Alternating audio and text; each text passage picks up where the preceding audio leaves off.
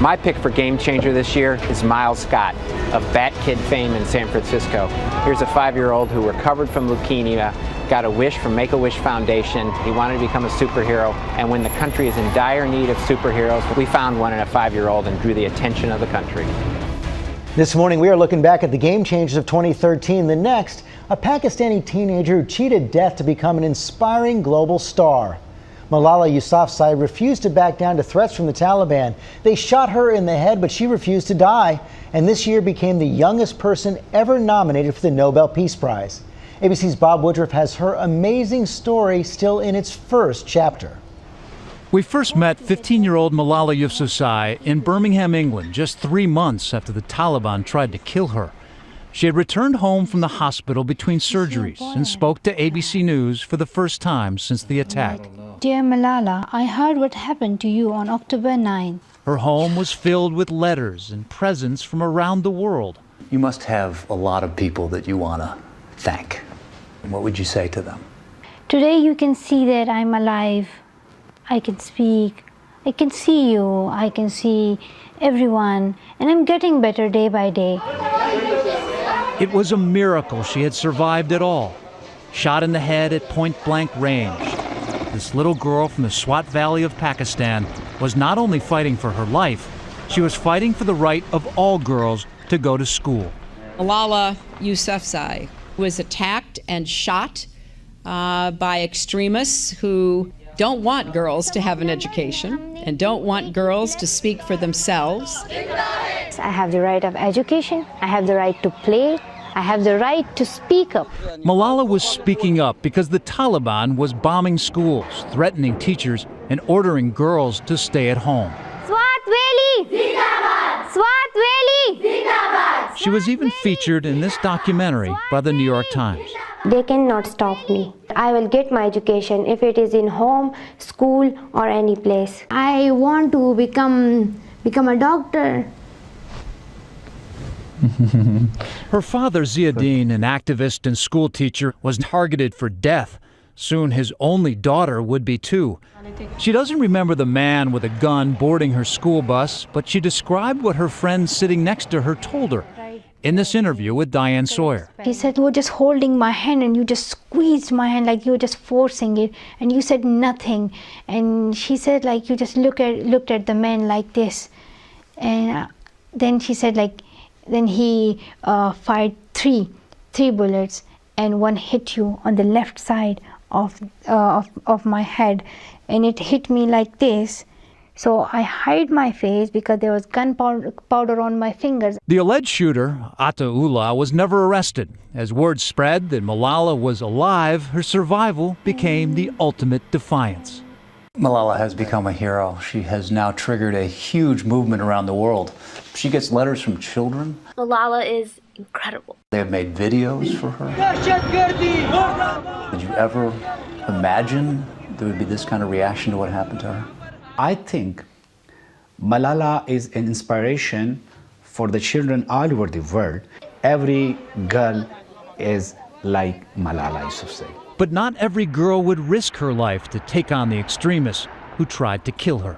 I was with her only a couple of days after the incident, and I asked her, what do you want to do? And she said, I want to continue doing the work that I'm doing. And I said, sweetheart, you need to rest right now. And she said, but I'm okay, and I'm going to be okay.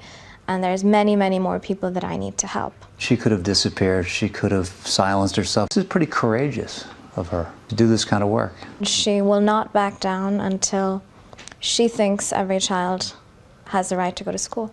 I'm here to speak up for the right of education of every child. So on her 16th birthday, the bravest girl in the world took to the stage at the United Nations, an emotional moment for her proud parents. They thought that the bullet would silence us,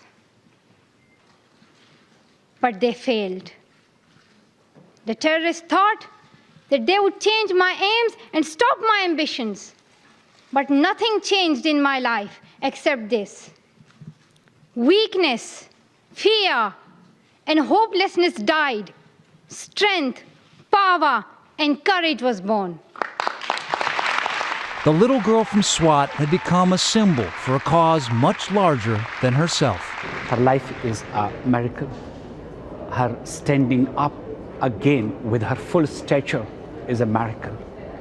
And the way she spoke, I think it was amazing. And now, I'm not the only person who own her as a daughter. She's owned by everybody. She's the daughter of the world. She's the daughter of the world.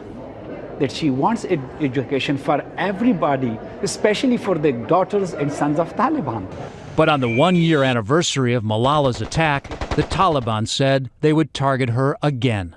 I think life is always dangerous. Some people get afraid of it, some people don't go forward. And now I know that you must not be afraid of death. And you must move forward.